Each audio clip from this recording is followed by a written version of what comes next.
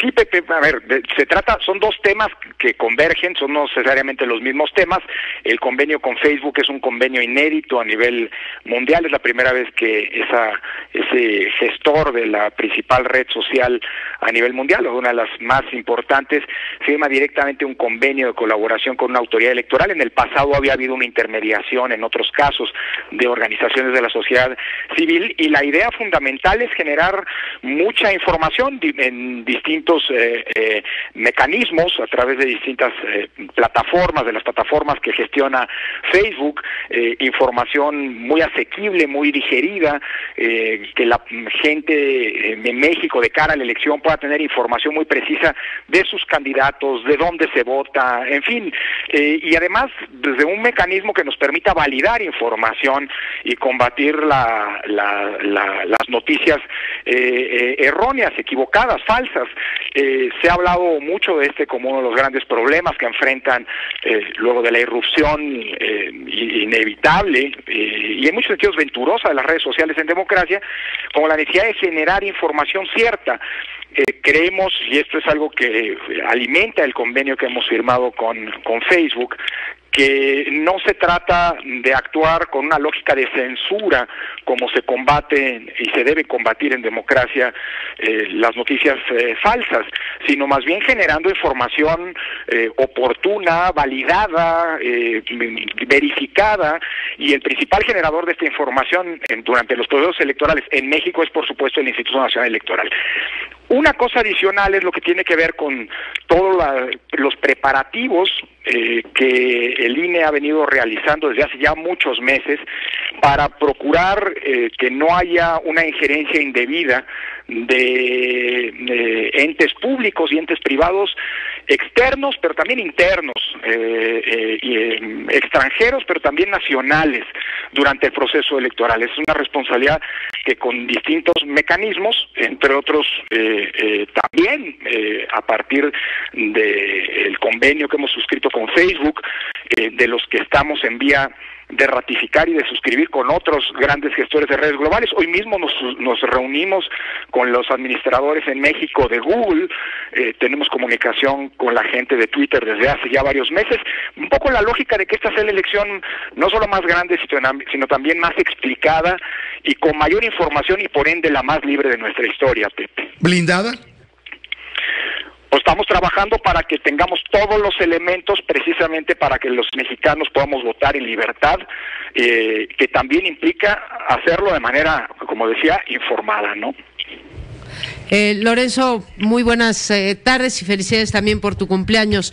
Gracias, Lorenzo, Marco. una pregunta. Bueno, primero felicitarte también por esta iniciativa que, como tú dices, es de vanguardia, no se ha utilizado desde luego en elecciones previas en México y prácticamente en ninguna parte del mundo, y que abarca desde alentar el voto hasta hacer talleres para la gente que va a participar en casillas, dar información, en fin, todo lo que ya has platicado tú.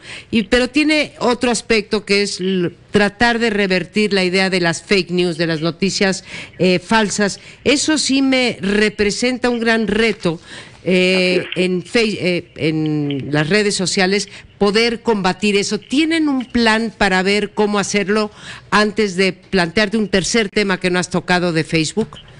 Mira, María Amparo, yo creo que digamos, las propias gestores de las redes, y así se ha anunciado en semanas, en meses pasados, son quienes tienen una responsabilidad de poder identificar comportamientos, déjame decirlo así, atípicos o no orgánicos, porque o bien son pagados o bien tienen una lógica, digamos, que no necesariamente es la de quien navega en Internet y por propia voluntad accede a determinada información, a determinadas páginas.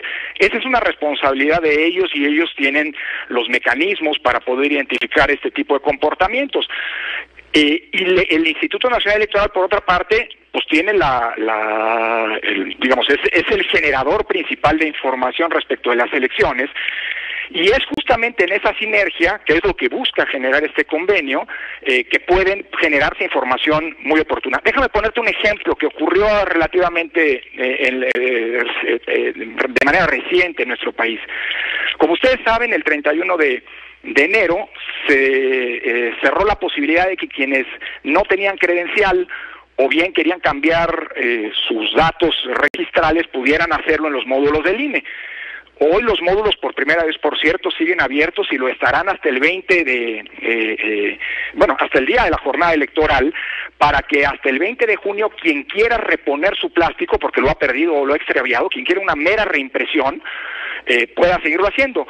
Pero ustedes probablemente recuerden que en ese contexto se difundió a través de distintos mecanismos de comunicación, redes sociales, la idea de que las credenciales del IFE no eran válidas para poder votar en esta elección, lo cual era a todas luces una información falsa, porque todas las credenciales válidas, sean expedidas por el INE, sean expedidas por el IFE en su momento, pues pueden ser el mecanismo para votar.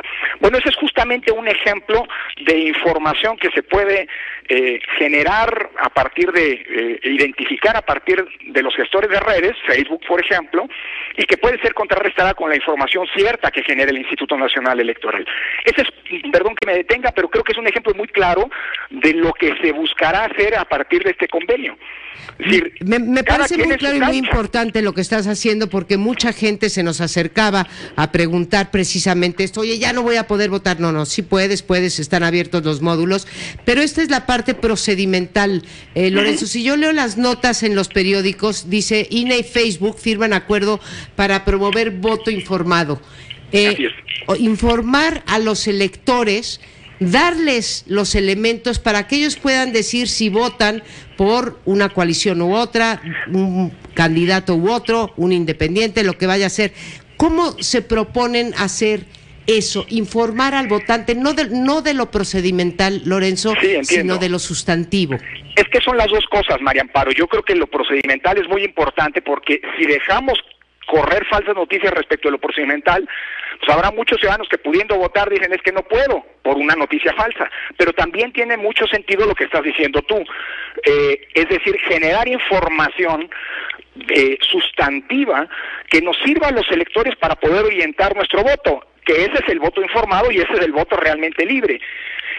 Uno de los elementos que esta alianza permitirá promover es justamente la de información que espero será útil y relevante para las y los electores, derivada de los debates presidenciales. Pero también hay mucha otra información, como por ejemplo, generada por el propio Instituto Nacional Electoral, como por ejemplo las páginas de los candidatos, o sea, las páginas de información, de currículum de los candidatos, pero que también será muy importante, se pueda vincular, la que genera el INE, quiero decir, ¿no? Que será muy importante se pueda vincular con las que otras organizaciones de la sociedad civil, como quienes han promovido iniciativas como la declaración 3 de 3 o muchas otras, se generen. Aquí de lo que se trata es de generar plataformas, digamos, que compartan información proveniente sí de la autoridad electoral, pero también de organizaciones de la propia sociedad, que puedan ser potencializadas a través de las redes sociales. Porque si generamos esa información, si, por ejemplo, los análisis que espero las distintas universidades hagan respecto de las plataformas electorales que acabamos de aprobar, pues estaremos generando más información para los propios electores. Y el propósito es ese, que sea, vuelvo a insistir, no solamente la elección más grande de la historia, queremos y estamos trabajando para que sea la elección más fiscalizada de la historia, en términos de rendición de cuentas, pero también la más informada, la más explicada y por ende la más libre. Y también la más segura, porque ya ves, claro, vino Rex Tillerson, el secretario de Estado de Estados Unidos, y dijo, cuidado, tómense en serio esta amenaza de los rusos de intervenir en procesos electorales, no solamente en Estados Unidos o en Venezuela, sino en México, y eso realmente preocupa. ¿Qué tanto se pueden meter los hackers a la elección mexicana? Eso le preocupa a la gente. Con eso concluimos, si te parece, Lorenzo. Claro, y esa es también información. Yo creo que es importante que frente a noticias que se han difundido, que son falsas en semanas, en meses recientes, recuerdo una, por ejemplo, que sostenía que de fuentes muy confidenciales se sabía que había habido un acceso atípico desde computadoras de San Petersburgo para inscribirse en el sistema de voto de mexicanos del extranjero, lo cual es absolutamente falso. No es así. El comportamiento en este portal del INE ha sido completamente normal si piensas, digamos, en el registro de ciudadanos que han solicitado su credencial desde el exterior. Pero creo que, creo que es importante mencionar lo siguiente: no es gracias a que haya venido alguien desde fuera a alertarnos sobre problemáticas que desde el INE hemos venido tomando medidas. Llevamos más de 6 meses construyendo un blindaje en términos de ciberseguridad de nuestros sistemas, que también tiene que ver con nuestras telecomunicaciones. Esta va a ser la elección con el uso más intensivo de tecnología de nuestra historia, entre ellas incluso el uso de decenas de miles de aparatos de telefonía celular inteligente para poder generar información desde las mismas casillas, entre ellas las imágenes de las actas, y todo esto trae consigo pues, una muy responsable tarea de blindaje, insisto, en términos de ciberseguridad.